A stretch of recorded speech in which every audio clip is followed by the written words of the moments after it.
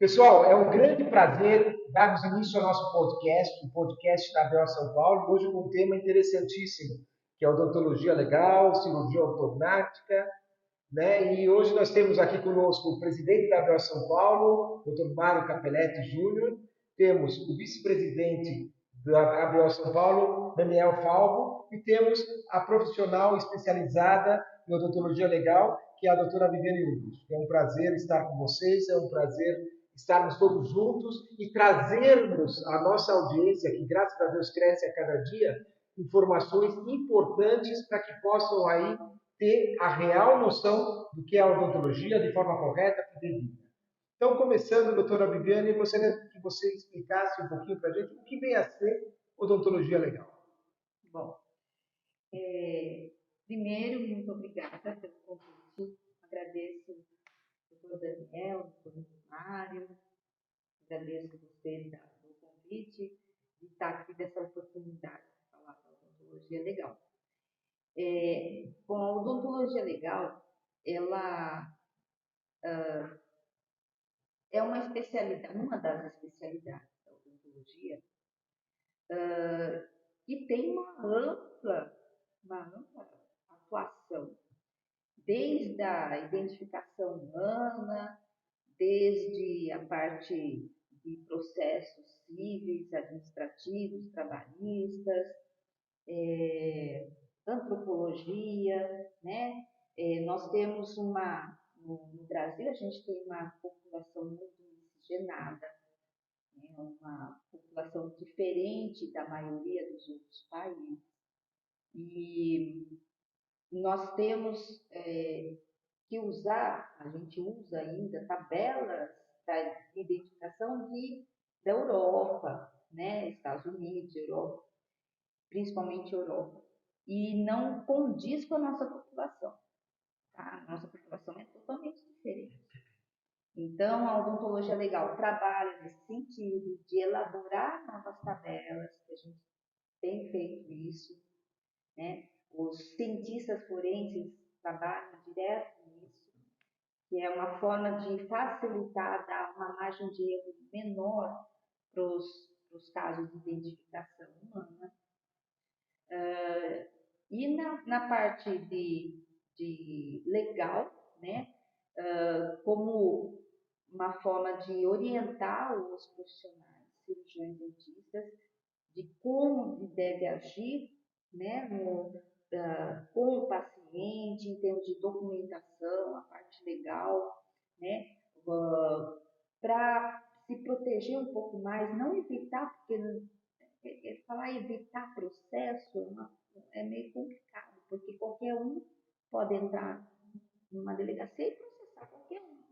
Então, não existe nada que evite o processo, mas ele vai estar protegido, né? Então, é uma forma dele se proteger, para ele trabalhar, o paciente ter mais confiança também e ele trabalhar mais seguro, né? Ele ter mais segurança no trabalho dele. Então, é essa abrangência da odontologia. Perfeito, perfeito. E agora na cirurgia ortognática, doutor Ismário e doutor Daniel, como que funciona a questão da relação com o paciente e eventuais problemas? Eu gostaria de falar o seguinte, por exemplo, há mais de 30 anos que eu acompanho cirurgia ortognática, né, no meu consultório, e eu tenho notado o seguinte, o cirurgião, ele encaminha o paciente para o ortodontista, e o ortodontista fica, a média, por 2 anos aí com esse paciente. Eu tenho notado que o paciente tem uma confiança muito grande no ortodontista e nossa responsabilidade, quando tem que indicar alguém, ela aumenta muito.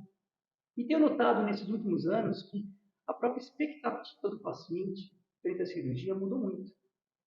Então, antigamente, talvez pensava mais no lado estético, hoje também tem o lado funcional, e hoje você tem uma qualidade de vida que você dá para esse paciente. Então, gostaria de saber de que forma que, frente à expectativa do paciente, nós, ortodontistas ou cirurgião, ou no seu lado de odonto legal, que nós teríamos ter para nos respaldarmos mais, porque às vezes a expectativa do paciente é tão grande que o caso foi maravilhoso, porém, o paciente não está satisfeito com o seu resultado. Deixo vocês à vontade de vocês falarem das partes de vocês.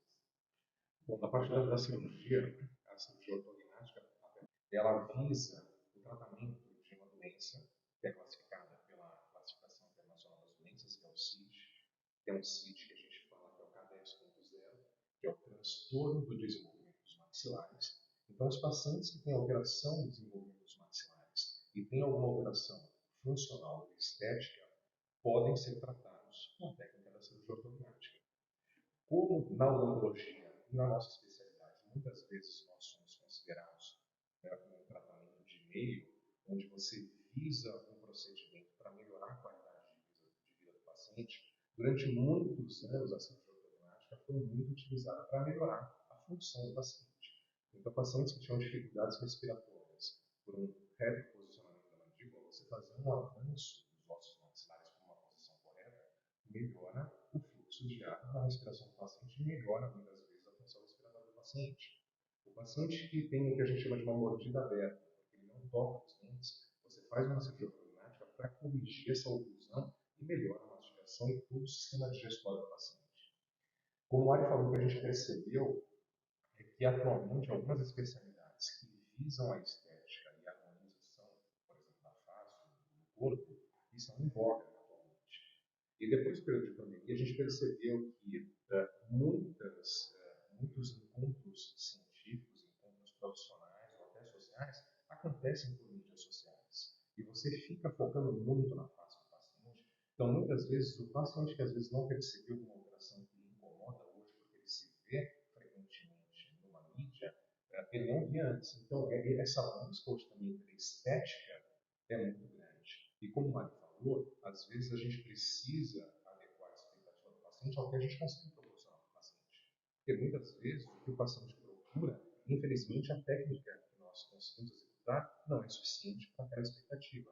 E às vezes isso pode causar que não é um erro médico, não é um erro odontológico, mas às vezes é o desajuste entre a expectativa e o que a gente consegue proporcionar. Fantástico. Frente ao que você falou, eu até complementaria, muitas vezes o paciente sai satisfeito, mas chega em casa, alguém da família, alguém diz, por exemplo, que ele não está bem, e aí ele volta. Então, eu acho que deveria, de forma prática, que a pessoa assinasse o comprometimento logo depois do procedimento. Então, correto? aí tem os termos de consentimento livre esclarecidos, que são documentos onde é esclarecido para o paciente cada procedimento que ele vai passar, então os benefícios daquele procedimento, os riscos que tem aquele procedimento, o que é aquele procedimento. Só que o que acontece que para a odontologia, o juizado, né, as autoridades judiciárias, eles entendem a medicina totalmente como sendo de meio. E a odontologia, são pouquíssimas os procedimentos que eles entendem como sendo de meio. Por quê? Eles falam que a odontologia atua numa área pequena, perto da medicina que é o corpo todo.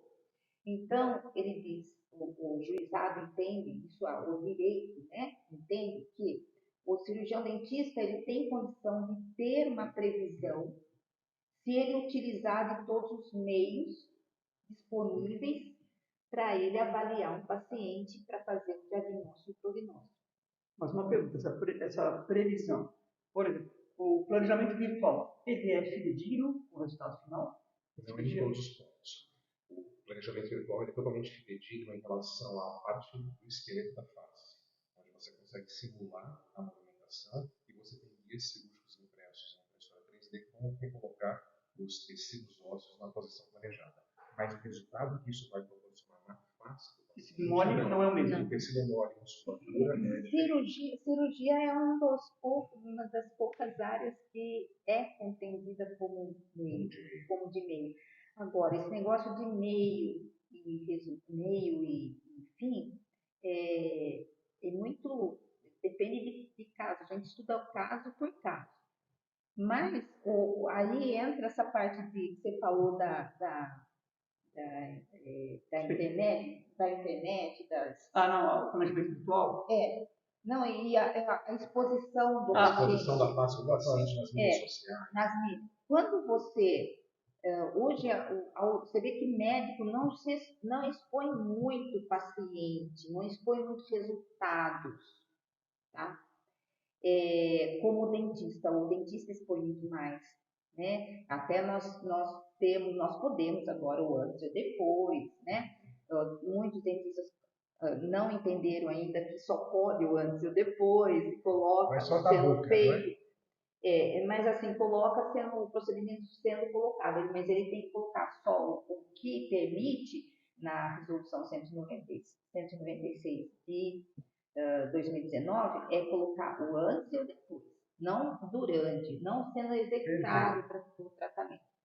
Aí o que acontece? O dentista vai colocando as coisas que ele acha, ele vai pondo, e só dele estar publicando aquilo, ele está se comprometendo àquele resultado para todos, porque a página dele muitas vezes é aberta. Mas se ele colocar um dizer meramente Agora, aí que ele tem que colocar que aquele resultado para aquele Para aquele paciente. paciente Não é genérico. específico. Não é genérico. É genérico, exatamente. Mas Mas ele tem que colocar esse não dizer. colocam.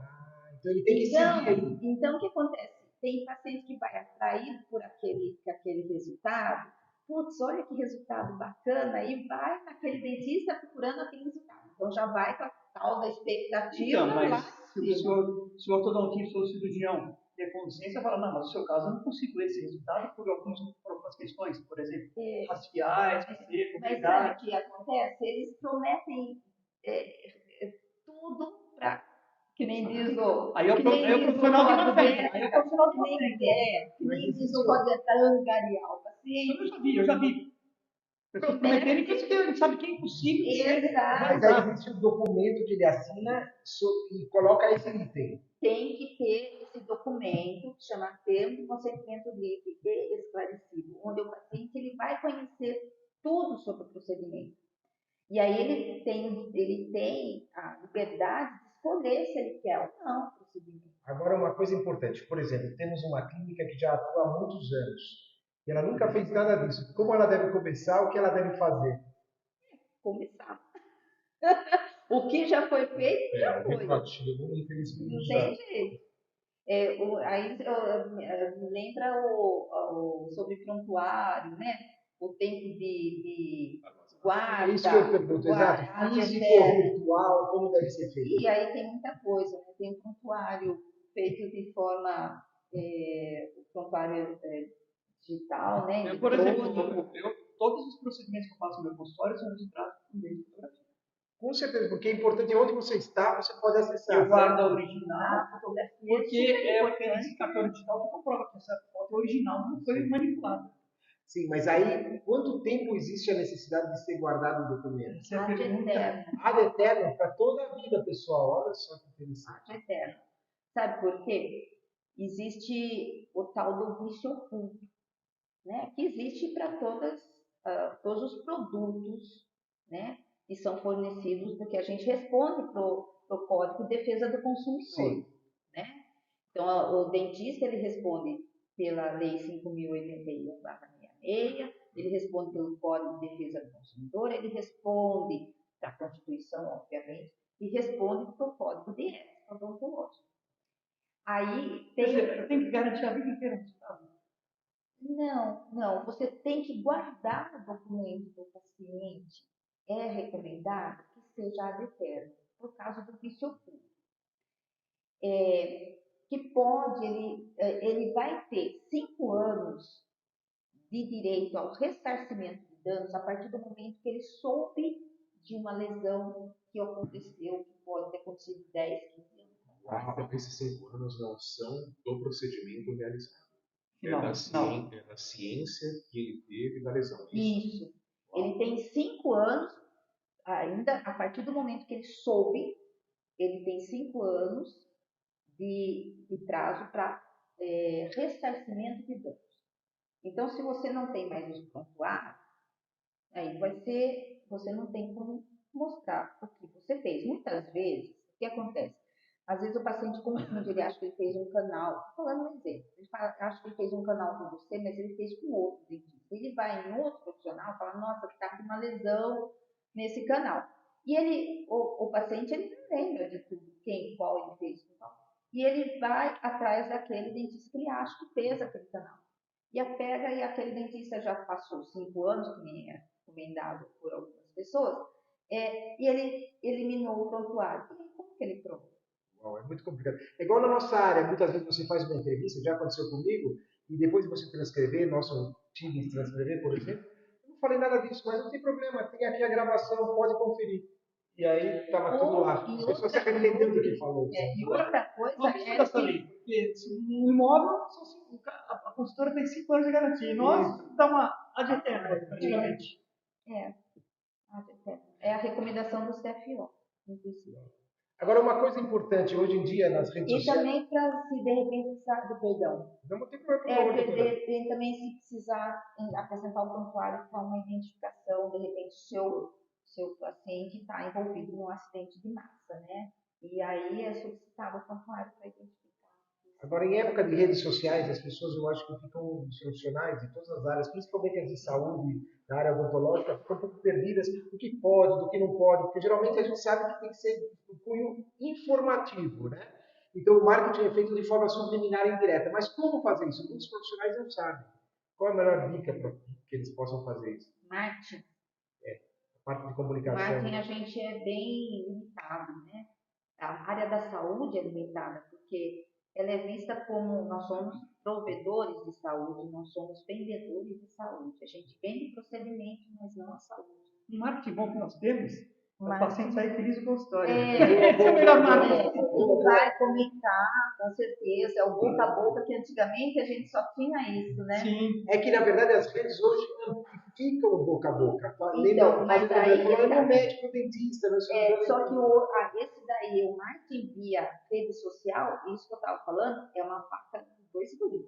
Ela pode te atrair paciente, mas pode também te prejudicar no sentido de você não informar direitinho. Então a questão é saber como informar, saber informar, saber a forma correta, seguir a legislação, né? E como o cirurgião deve proceder? Por onde ele vai achar essas fontes para saber como seguir? Porque, na verdade, como tudo, é a mesma coisa, eu faria uma analogia, por exemplo, é a mesma coisa você colocar uma faixa na rua que tem uma loja. Você vai atrair clientes, mas pode atrair um ladrão também. Então, tudo tem que saber como fazer. Tem que saber a forma de publicar. Tem muita empresa de marketing que vende o marketing para o dentista, sem conhecer a legislação da odontologia. E aí tem muito dentista, principalmente os recém-formados, tal, que quer fazer a propaganda e desconhece. E aí pode cair em erros, né, em infrações éticas. Infração ética com marketing é considerada de manifesta gravidade, ou seja, está propenso à suspensão cautelar, muito grave, que está lá na resolução 237/21. Então, o marketing, uma infração no marketing, pode levar o conselho a suspender o profissional, né, cautelarmente, e depois entrar com o processo. Então, daí o prejuízo é muito grande. O prejuízo é muito grande. Porque daí ele tem que aguardar todos os trâmites do processo até o julgamento dele, para daí ele retornar ao trabalho. E não é só do consultório, é de todo emprego, seja público, privado, todo lugar que ele está trabalhando. E nesse ponto eu acho que as entidades de classe e as associações entram com uma força para poder ajudar o profissional. Eu ia perguntar exatamente. Porque, por exemplo, hoje a gente percebe que, por exemplo, a Associação Brasileira de Odontologia, como uma associação de classe, ela pode, usando a odontologia baseada em evidências, trazer quais são os principais problemas de saúde odontológica que o paciente pode apresentar e quais são as principais soluções e seus especialistas para isso. Então, por exemplo, a gente tem, uma vez por ano, uma campanha de prevenção do trauma de face, que acontece em todo mês de maio. Então, todo mês de maio é o mês do Maio Amarelo, onde a gente fala do índice de acidentes automobilísticos, acidentes de trânsito, as complicações das sequelas de fraturas de face, e como isso pode ser prevenido, e caso não seja prevenido, qual é a melhor maneira de tratar. De esporte também. Exatamente. Então, todos os traumas de face podem ser prevenidos. E nesse momento, é o mês inteiro que a gente tem para poder divulgar na mídia, com a associação de classe e as mídias abertas, que o cirurgião do maxilofacial é o especialista apto para tratar aquilo. A prevenção do câncer de boca. A gente tem um mês inteiro para poder falar sobre o estomatologista, sobre o patologista, sobre o cirurgião. Então, eu acho que o profissional ele tem que não usar aquele marketing que é usado no mercado convencional, mas a odontologia baseada em evidências para falar principalmente de saúde, prevenção. Informativa, né? Exatamente como nós perguntamos no início. Informativa. A partir do momento que você auxilia a população, auxilia os seus colegas, você está informando. E ao mesmo tempo, subliminarmente, é o marketing. Esse é o marketing. É inteligente, bacana. É o que nós produzimos. Você informar Uma pergunta, doutora Viviane. Vamos supor que, por acaso, um profissional receba uma ação. Como ele deve, até aquele momento, como ele deve proceder? Receber ação é uma coisa bem chata, com certeza. A primeira coisa é encontrar um advogado. Especializado, né? De preferência, um advogado que seja da área de direito da saúde, né? São os advogados com essa experiência. Depois, ver um assistente técnico, um perito assistente. Juntar para as suas provas também, né? Seus procedimentos. Lógico. Daí o perito assistente, qual é o momento do perito assistente entrar para auxiliar esse dentista que recebeu o processo? É desde o início, desde a hora que ele recebeu a intimação. Por quê? Porque daí o perito assistente vai auxiliar ele justamente para juntar todas as provas que são necessárias, vai ajudar, auxiliar o advogado também na interpretação dos documentos, tá? Do que é importante, o que ele fala, vai guiar o advogado, porque o advogado ele entende muito bem de direito, mas não na área técnica. E o assistente técnico ele vai justamente dar esse norte para o advogado.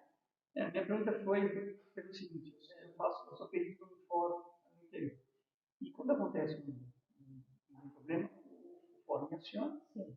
E eu vejo que as pessoas não têm, às vezes, nada que comprove o procedimento que ela tinha feito, assim, uma simples radiografia, um modelo, para comprovar que ela estava correta no seu procedimento. Os profissionais? Infelizmente, as pessoas não ligam para isso. 95% dos processos são por falta de documentação e quebra de relacionamento com o paciente. Então, como ele deve... São poucos os que realmente ocorrem erros. A maioria é falta de comunicação, quebra de relacionamento e falta de documentação do paciente prontuário. Então, é muito importante uma comunicação, na verdade, abraçar o paciente. Daria para contar, os senhores contarem alguns casos, obviamente sem falar nome, sem dúvida, mas alguns casos que possam ilustrar alguns problemas ocorridos para que o nosso espectador tenha uma ideia do que pode atingi-lo eventualmente e evitar.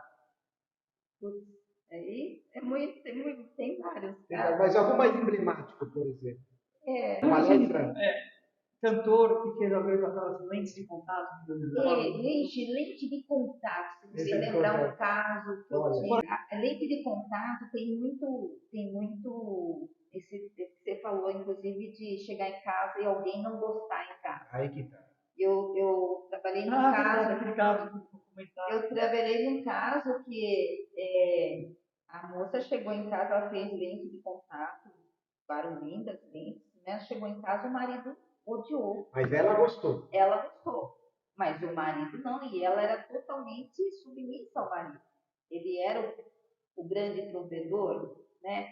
E aí o que aconteceu? Ela voltou para a dentista e queria retirar tudo.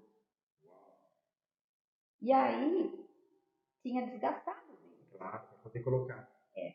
E ela daí alegou que não sabia que tinha desgastado. Mas ela havia assinado algum documento? Nada. Aí que tá. Está passando a caneta de alta lá no motor. Eu não sabia. Existe isso, né? Ela sentiu, ele desgastou. Desgastou 6 dentes. Como que não? Mesma coisa que tirar ou filmar. Os senhores falaram, nós não estamos sabendo, mas está aqui, você deu entrevista. Não sabe que ela me filmando. Aí deu uma confusão, ela não ganhou. Esse caso ela não ganhou. Mas deu uma dor de cabeça e ficaram 5 anos. Girou em torno de quanto valor?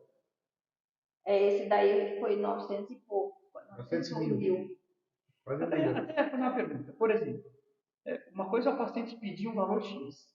Como o juiz calcula aquele dano frente Então, olha Excelente. só, Uma dúvida interessante. hoje os juízes estão mais, eles estão dando valores aí de indenização alto. Eu estou com um caso que até eu me assustei, que a paciente pediu um valor X, ele deu 2 vezes, ele deu um dobro. Mas por quê? Por causa de fratura do molar após endodontia. Mas se a paciente E pediu nem isso, ele fez uma endodontia fantástica. Fantástica. mas se a paciente pediu X, por que o juiz dobrou? Porque ele achou que ela sofreu muito. Meu Deus. O doutor Oliveira, vamos trazendo para o nosso lado da cirurgia ortognática. Uma paciente, por exemplo, que é uma paciente que tem a mandíbula retraída. Caso hipotético. E você vai e faz a cirurgia ortognática para o avanço da mandíbula, leva em posição, e chega no final e fala assim, poxa vida, mas eu não gostei do resultado porque eu acho que a minha mandíbula ainda é para trás, eu gostaria que tivesse mais mandíbula. Isso pode gerar uma penalização desse profissional? Não é erro, né? Mas você não atingiu o objetivo da paciente, o resultado, a saber se você prometeu esse resultado para ela.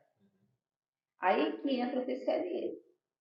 Se você não prometeu esse Se resultado para você ela, não e prometeu ela fala, esse continua resultado, classe 2, continua perfil classe se 2, eu não gostei. você fez um TCLE, você mostrou a limitação dessa cirurgia e qual era a previsibilidade, né, do resultado, daí não tem o que falar. Ela pode até entrar no Ela processo, pode mas entrar no processo, provavelmente o mas juiz se vai entrar no entender. processo, ganhar o processo. Por isso a importância do TCLE. Porque como é um procedimento de meio, você não pode garantir o resultado final. Ela pode até reoperar com uma outra equipe, a gente cada maneira como ela quis, mas Você pode até ter a possibilidade de fazer mais, não sei se tem essa possibilidade de fazer. hoje a gente tem a mais harmonização proteção. facial, que você pode implementar, mas assim, mas o objetivo daquela cirurgia não era. Então, isso tem que estar por escrito.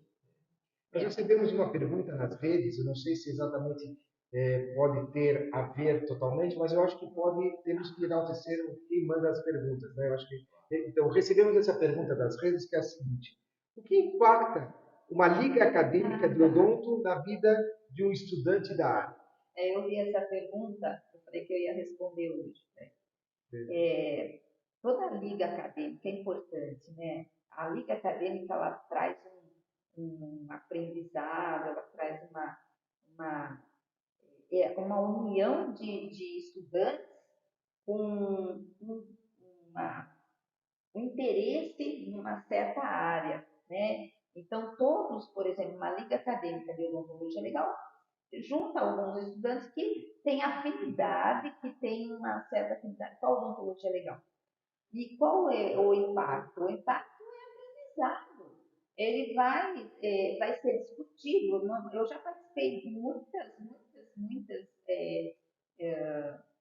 como fala, palestras para ligas acadêmicas. Né? Então, o que eles levam? Cada hora levam um profissional para falar sobre a área, né? Sobre algum assunto, determinado assunto. Isso é enriquecimento de conhecimento. E aí ele já sai, porque tem muitos que saem da odontologia, e isso é um problema na graduação, tem um conhecimento muito limitado da odontologia legal. A odontologia legal tem em algumas faculdades que ela é colocada dentro da odontologia social. E aí fala-se só um pouco de bioética e fala sobre a identificação. Então, a identificação humana, eles acham, sai de lá achando que a odontologia legal só serve para identificar morto pelo dente. E isso aí é uma pequenininha parte. Porque a odontologia legal tem uma amplitude muito grande. Muita. E aí, então, a liga vai justamente mostrar toda a atuação da odontologia legal. E aí ele pode, de repente, sair de lá e partir para odontologia legal, daí vai ser um perito criminal, vai prestar concurso na Polícia Federal, na Polícia Civil, né? Aliás, esse final de semana nós estivemos numa feira de profissões que a ABO de São Paulo participa, foi muito bacana, fizemos a cobertura, e a doutora Roberta, inclusive, pôde mostrar pela ABO São Paulo a amplitude de atuação. Os alunos não conheciam, achavam que era somente sentar no bojo e ficar na clínica. Então, a liga daí acaba justamente as ligas acadêmicas que tem de todas as especialidades, né? Traz essa informação, esse conhecimento. Fantástico. Agora, uma precaução, a gente sabe que tem alguns consultórios, algumas clínicas, principalmente em enfim, em alguns lugares, que é um contíguo ao outro, ou seja, são baias, aliás, muito bem feitas, mas são baias. Só que acontece que às vezes um escuta a conversa do outro. Como garantir o sigilo e fazer com que o paciente não processe dizendo, meu segredo está sendo compartilhado. O ideal não é ter várias. O ideal é ser fechado. Fechado mesmo. Fechado mesmo. Porque hoje em dia, mas essas várias são difíceis. A maioria tem várias, né? Mas é assim, precisa tomar cuidado com aí, acho que assim, de conversa, acho que pouca coisa pode pegar e, vamos dizer assim, eu nunca vi nenhum tipo de reclamação desse tipo. Mas aí você me fez lembrar da Lei Geral de Proteção de Dados. LGPD, que é outro ponto importante que precisa ter a documentação e os dentistas estão assim, tipo, tranquilão. E isso é obrigatório também. É um dos documentos obrigatórios. A gente pode incluir um adendo ao termo de consentimento livre esclarecido sobre a LGPD das informações. LGPD é o até eu entreguei para colocar aqui também. É interessante ter um documento só para LGPD, porque tudo que você pergunta para o paciente, anamnese, endereço, telefone, toda informação que você solicita para ele, você tem que explicar o porquê você está solicitando. E quem vai ter acesso a essas informações dele. Então, ele precisa saber que, por exemplo, tem uma equipe de dentistas e que todos vão poder acessar o prontuário dele. Tá? Ele assina isso. Ele assina que ele está ciente. Cada passo ele assina. Ele assina que está ciente. Um documento, para ser legal, tem que ter assinatura. Até mesmo porque o paciente aqui, por exemplo, na associação, ele mesmo participa em várias especialidades, né? Um consultório que você pode fazer. Ele não é um paciente só de um. Então, as informações têm que estar todas lá, até para que eu saiba como algum medicamento. Uma multidisciplinaridade. Então, aqui não dá para a gente simplesmente dar o acesso. Todos os profissionais aqui têm que ter acesso ao prontuário. E o paciente precisa saber disso. Hoje, todo profissional precisa precisa seguir, né, as recomendações aí quanto à LGPD. Né? Agora, só voltando agora ao doutor Daniel, por exemplo, na época da Covid, você teve que tratar, ou sua equipe também teve que tratar muita gente que estava praticamente desacordada, né, de coma, como induzido e tal. Como fazer? A família pode assinar no lugar? Sim, normalmente, durante o período de pandemia, as cirurgias eletivas praticamente foram suspensas, mas nós ficamos na retaguarda para atender as principais urgências, que eram fraturas de face, infecções e muitas vezes em pacientes Covid positivos. Nesse momento, quando o paciente vem politraumatizado, por exemplo, ele vem entubado e sedado por uma avaliação neurológica e depois de uma TLS, é verificada a necessidade de uma cirurgia de urgência da nossa especialidade, sem tempo desse paciente tomar a consciência, sempre um responsável da família tem que estar presente. TCLE não é obrigatório. Não é obrigatório. Porque caso ele não tenha ninguém do lado. Se não tiver ninguém do lado, a gente procede o procedimento, porque é uma cirurgia de urgência e emergência, e você não pode negar socorro para o paciente. Então, nessas situações, está sendo comprovado. Existe toda uma cadeia que leva o paciente com comprovações, que é um caso de emergência, e se ele não for atendido naquele momento, mesmo sem uma autorização consentida, ele pode evoluir a óbito. Nessas situações de urgência e emergência, a gente procede mesmo sem consentimento. Em linhas gerais, o que o nosso cirurgião dentista tem que fazer para estar precavido, estar garantido, evitar ao máximo os problemas? Muito bem documentado. E Seguro responsabilidade profissional ajuda. É interessante. ajuda. É bom de citar, porque Sim, aqui ajuda. nós oferecemos esse serviço para todos os nossos profissionais da Ajuda, Constituição sim. brasileira. A única coisa que. Não, pode falar, não, pode falar. A única coisa, assim, precisa ficar atento com o contrato, porque tem alguns seguros que eles não fazem o pagamento, não cobrem se o dentista for considerado, foi julgado culpado no processo. Então, precisa ver quanto a isso.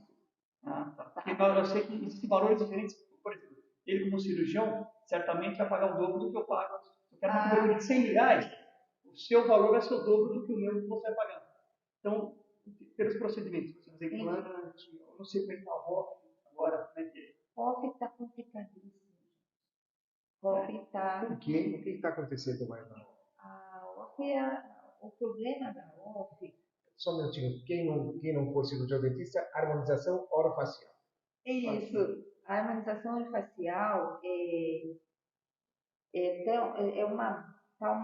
uma briga aí, né? O dentista, ele não que ele não tem capacidade, ele tem capacidade de fazer OF, mas ele precisa estar bem preparado, porque é uma região da face que ele vai lidar com estética, né? Pura estética, e é uma região que tem uma anatomia muito peculiar, né? O doutor não sabe. Então, o que está acontecendo? Além de muitos estão atuando fora do limite que é para a odontologia, para o cirurgião dentista atuar, estão fazendo procedimentos que não são permitidos. Os procedimentos permitidos pela OAB estão lá na resolução 230/20 e é muito específico.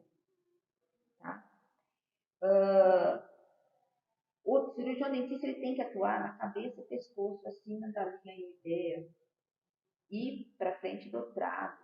Ele não é para ficar fazendo cirurgia de orelha, ele não é para fazer implante de cabelo, ele não tem que fazer maquiagem definitiva, ele não tem que fazer, aplicar coisa no seio, no bumbum, que é. Eu já vi no Instagram, fazendo aplicação no bumbum.